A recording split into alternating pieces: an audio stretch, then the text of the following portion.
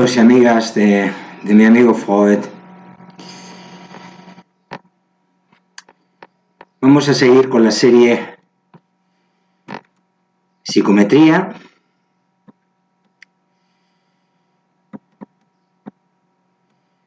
Habíamos visto la técnica de Likert y sus fundamentos y estábamos con un ejemplo.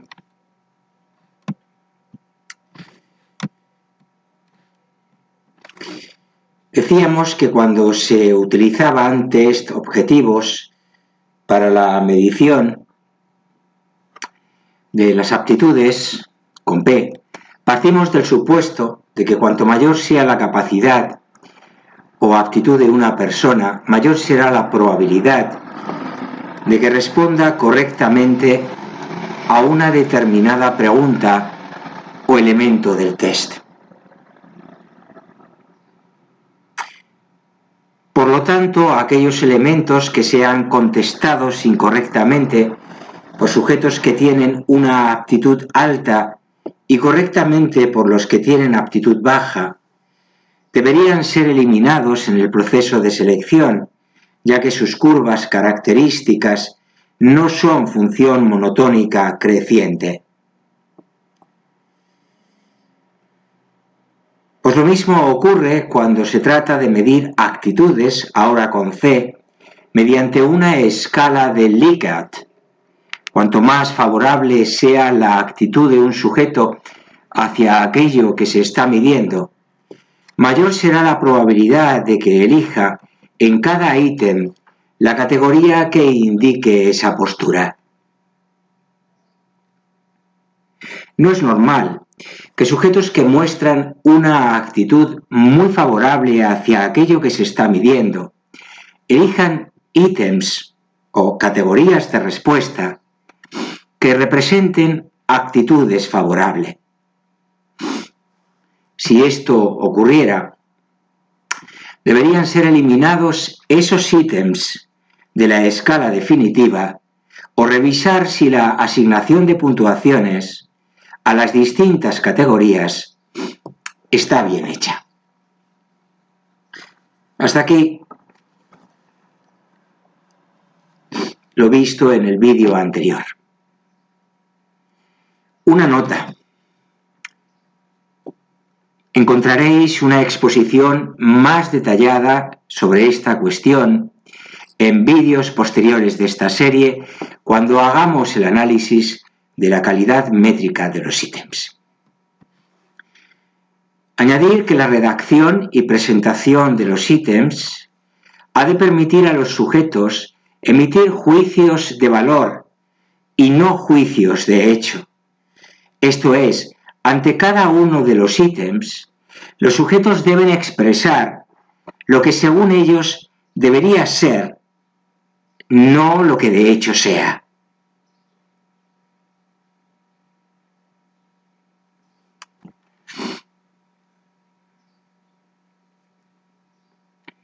Y volvemos con un ejemplo.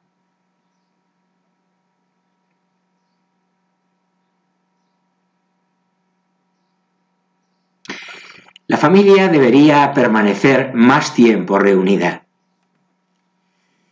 Ante este enunciado, los sujetos deberán responder eligiendo entre una serie de categorías aquella que mejor se adapte a su postura personal.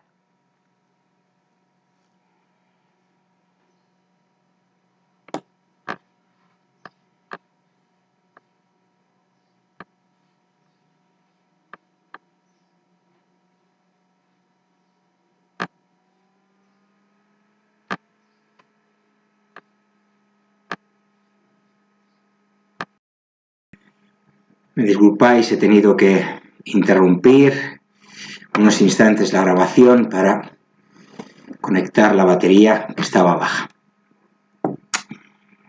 Bueno, decíamos que en el ítem la familia debería permanecer más tiempo reunida. Bueno, ante este y ante cualquier ítem, ¿no? Los sujetos deberán responder eligiendo entre una serie de categorías aquella que mejor se adapte a su postura personal. Como puede apreciarse, hay una clara diferencia en este tipo de escala respecto a la prueba de jueces de las escalas de Thurston. En estas se les pedía a los jueces que no emitieran juicios de valor, sino que emitieran juicios de hecho. Una vez construida la escala, cuando se aplica a los sujetos para evaluar su actitud, entonces estos deberán emitir los juicios de valor. Dado que en las escalas de Likert lo que se pide son juicios de valor de los sujetos, cada problema debe ser presentado de forma que cada sujeto pueda tomar partido entre alternativas opuestas.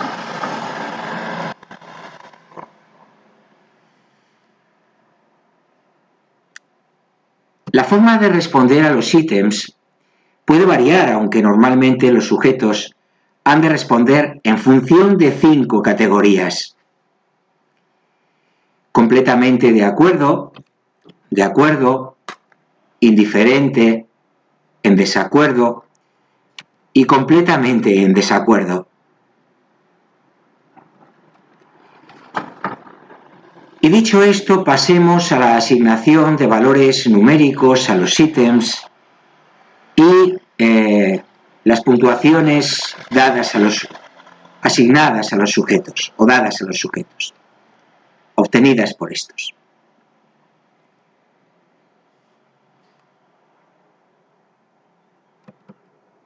Aunque ya se ha explicado en un vídeo anterior, vamos a recordar nuevamente una cuestión importante. Una vez que se han redactado los ítems, hay que analizar si su enunciado representa una actitud positiva o negativa respecto a la actitud que se quiere medir, y después de evaluar este aspecto, hay que asignar un valor numérico a cada una de las opciones o categorías de respuesta.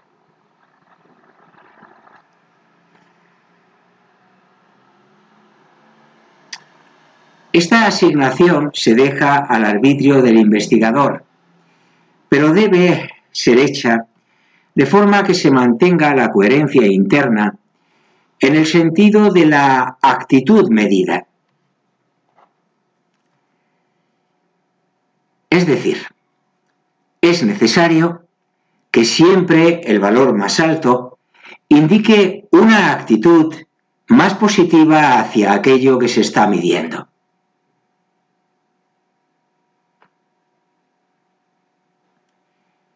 El número de opciones depende de lo que pretenda el investigador, de la naturaleza de la variable a estudiar y del tipo de elementos o ítems que se estén utilizando.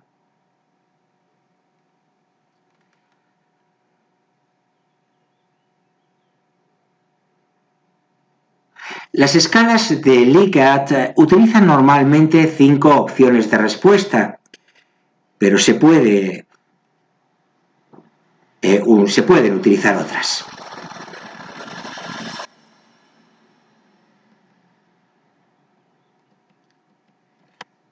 Supongamos, por ejemplo, el elemento comentado hace unos instantes.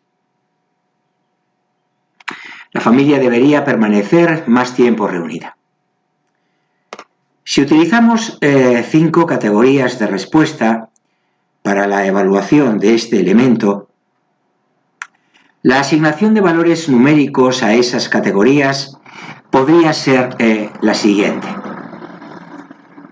Completamente en desacuerdo, 1. En desacuerdo, 2. Indiferente, 3. De acuerdo, 4. Y completamente de acuerdo, 5.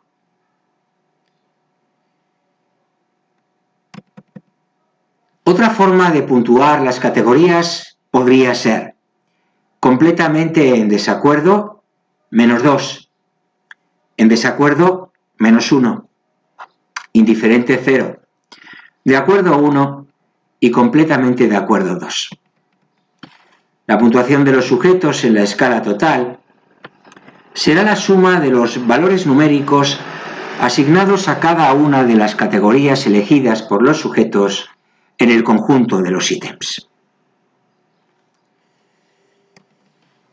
Y ahora hemos acabado ya con la técnica de Likert. Pasamos ahora al diferencial semántico de Osgood.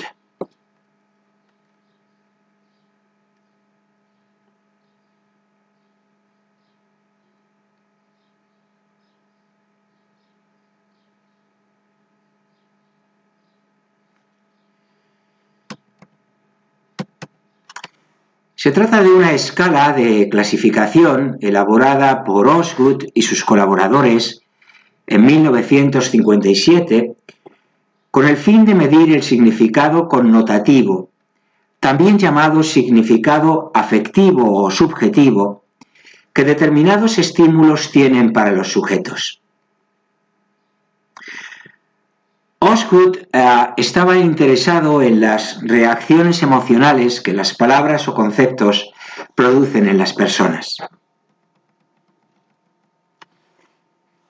Durante mucho tiempo, los filósofos y lingüistas han estado preocupados por el estudio del significado de las palabras, frases.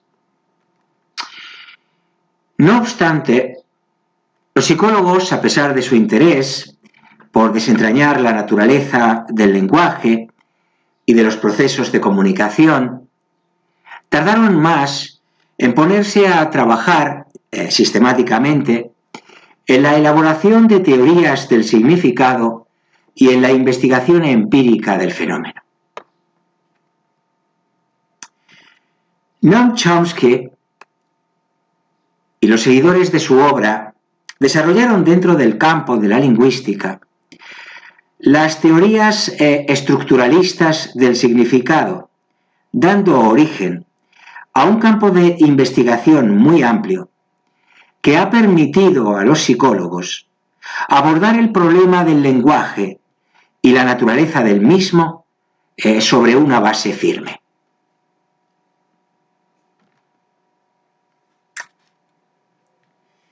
Hay varias formas de aproximación al problema del significado, entre las que podemos citar las teorías estructurales y las teorías del proceso mental. Osgood hizo una revisión sistemática de todas las teorías del significado y así pudo encontrar el marco teórico que le permitió desarrollar un instrumento para medirlo, el diferencial semántico. Ya lo hemos dicho. Partió de la consideración de que la actitud que una persona muestre hacia un objeto dependerá del significado evaluativo que dicho objeto tiene para la persona.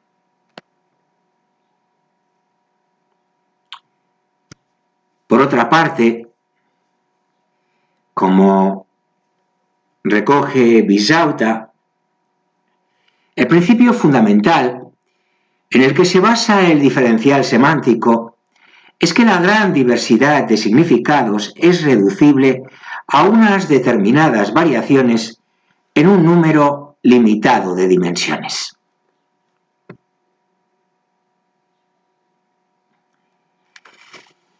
El campo de aplicación del diferencial semántico es muy amplio, ya que debido a su naturaleza y a su adaptabilidad, se ha convertido en un instrumento de medida muy utilizado.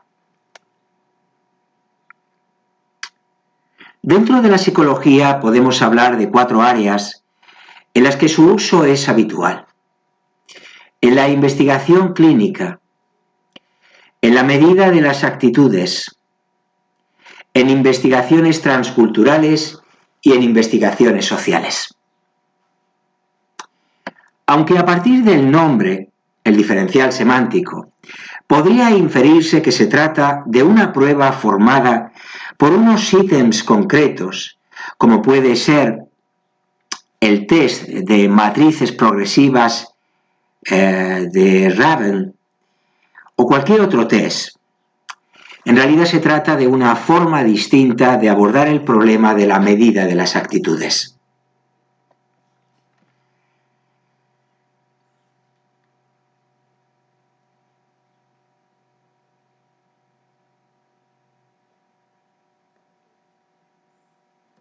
El formato de la escala consiste en la presentación a los sujetos de un concepto seguido de una serie de escalas cuyos extremos están marcados por adjetivos bipolares.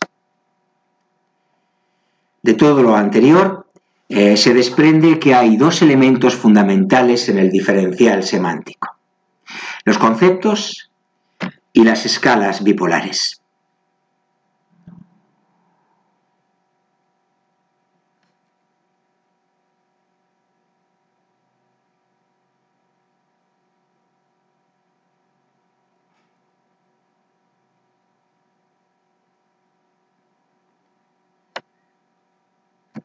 Pues empecemos con los conceptos.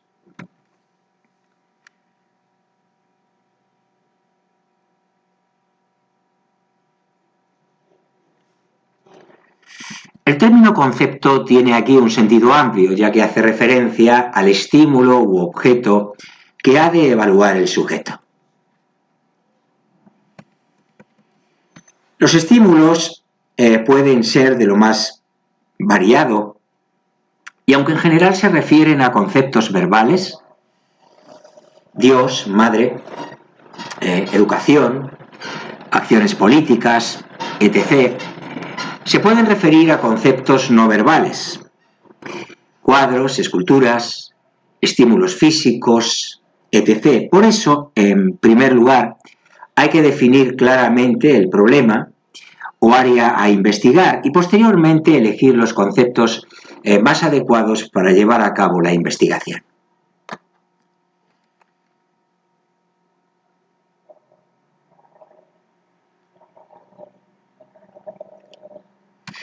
Osgood utilizó en la mayoría de sus investigaciones sustantivos como estímulos, aunque también usó adjetivos, como él mismo nos indica en el capítulo 3 de su libro The Measurement of Meaning.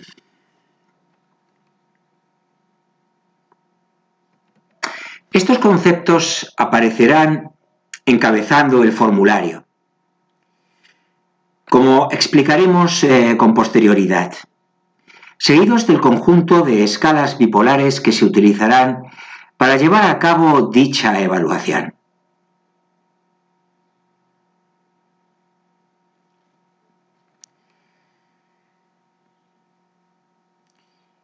Dado que es prácticamente imposible cubrir a base de conceptos todo el área a investigar, es necesario hacer un muestreo de todo el universo de conceptos que la definen para extraer aquellos que sean más relevantes y representativos. No obstante, como afirma Osgood, a veces el investigador se guía por su buen juicio, entre comillas, y tiende a elegir aquellos conceptos que discriminan bien entre los sujetos, ya que de esta manera se obtiene una mayor información. En segundo lugar, tengan un significado claro y único para el sujeto, de manera que cuando se le presenten, sepa lo que está juzgando. En tercer lugar, sean familiares a todos los sujetos de la muestra, para que la respuesta que ofrezcan sea real y no esté sesgada, debido a la falta de familiaridad con el concepto a evaluar. A través de sus experiencias, Osgood encontró que cuando los sujetos no están familiarizados con el concepto que se está evaluando, se produce una regresión hacia el punto medio en la escala de evaluación.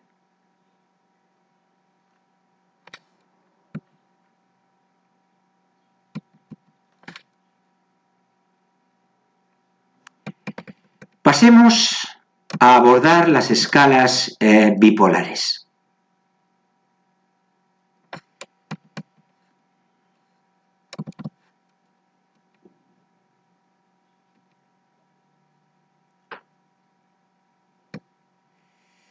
El significado de los conceptos, estímulos, recordad, se evalúa por medio de escalas semánticas bipolares. Cada una de estas escalas bipolares representan una reacción de tipo afectivo hacia el objeto. Bueno, malo, sano, enfermo, ya sabéis, etc. Y lo que se pretende es utilizarlas de manera que se pueda obtener una medida del significado afectivo que cada objeto, estímulo, tiene para los sujetos.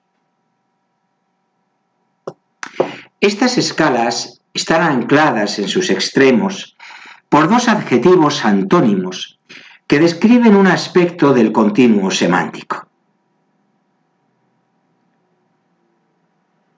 Fuerte, débil, grande, pequeño. Dos posibilidades, a lo largo del cual se situará el concepto evaluado, del continuo semántico.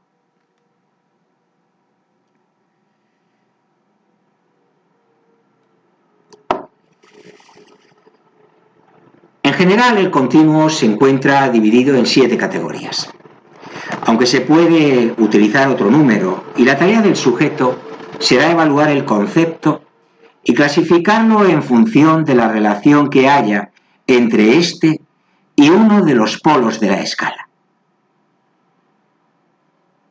Para ello pondrá una marca en el punto del continuo donde crea que debe situarse el concepto.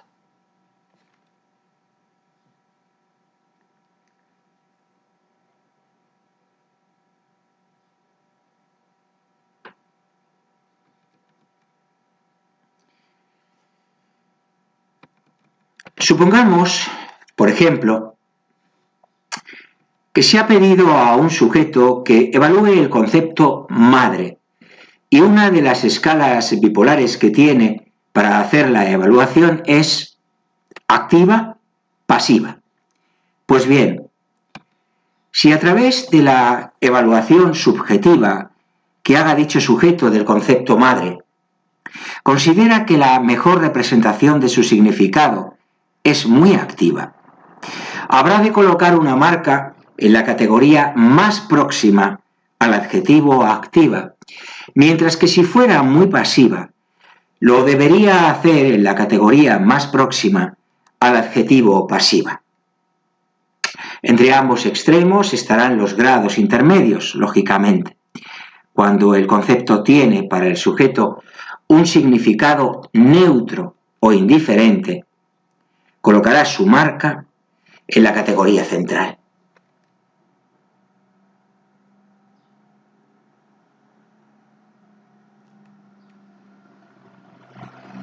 Veamos un ejemplo para ilustrar lo que acabamos de comentar.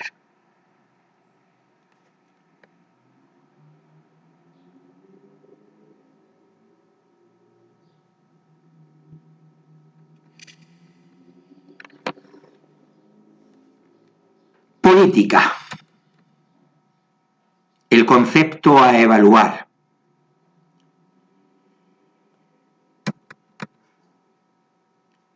Bien, utilizamos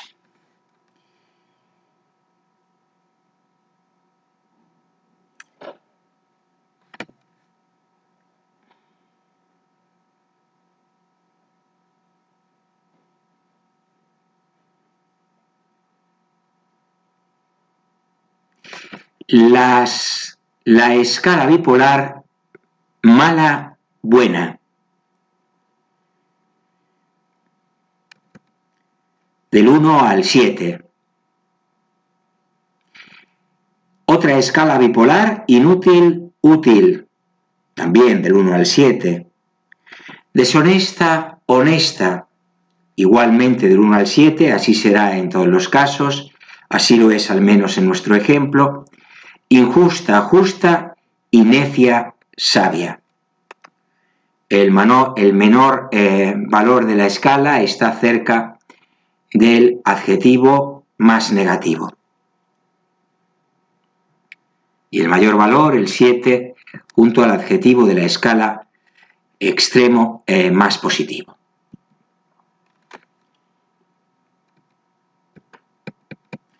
Los números asignados a cada una de las escalas son los que van a permitir obtener una escala sumativa que represente la evaluación que el sujeto ha hecho del concepto, en este caso política, en cada una de ellas.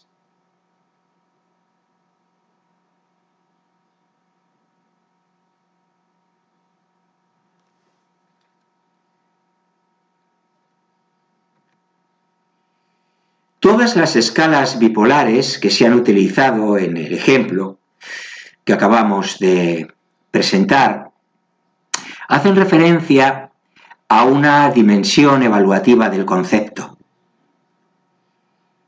Pero hay otros pares de adjetivos que hacen referencia a otro tipo de dimensiones.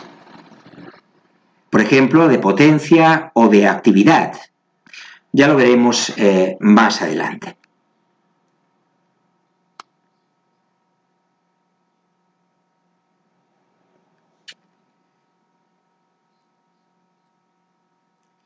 Cuando un sujeto clasifica un concepto en la categoría media de la escala, diremos que considera que no hay asociación ni relación semántica entre el concepto y la escala bipolar utilizada.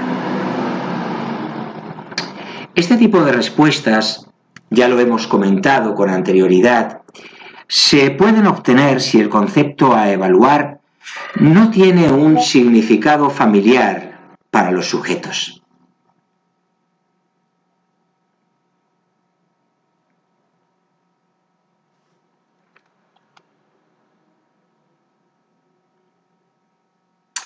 La forma de presentación del diferencial semántico, y con esto acabamos por hoy, es muy variada. En general se utiliza como una prueba de papel y lápiz, y así la aplicación puede ser colectiva y se pueden evaluar varios conceptos a la vez. En este caso aparecerán cada uno de los conceptos a evaluar seguidos de sus escalas bipolares correspondientes.